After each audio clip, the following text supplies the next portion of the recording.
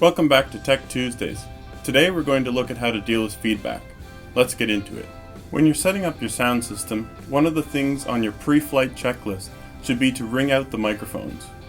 Ringing out is a process used to prevent feedback and to maximize gain before feedback.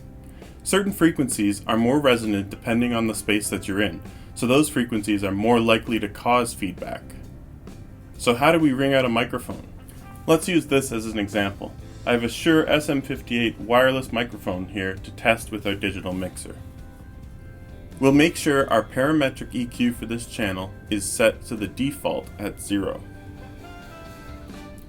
Now we'll start bringing up the volume with our fader. When we start to notice feedback coming through, we'll stop there.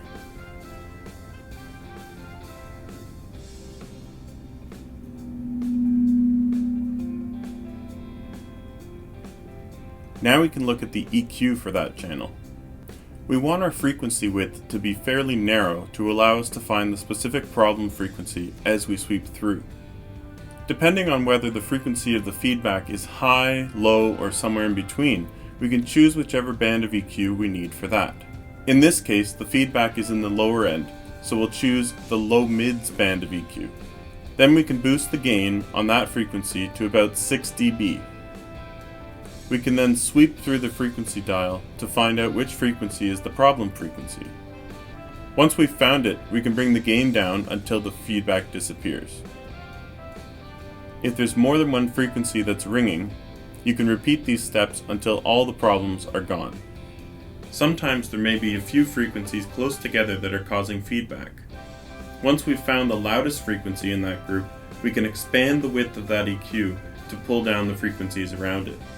Here's a few quick tips to help you get the best out of your sound system. If you find that you have a lot of problem frequencies, like you've already pulled down 4 or 5 frequencies, you might just be running that channel louder than the room can allow. It's possible that the orientation of your speakers and your mics is not ideal. Make sure to set up your speakers far away from the mics, and set up your mics pointing away from the speakers as much as possible. Also remember that less is more in terms of EQ.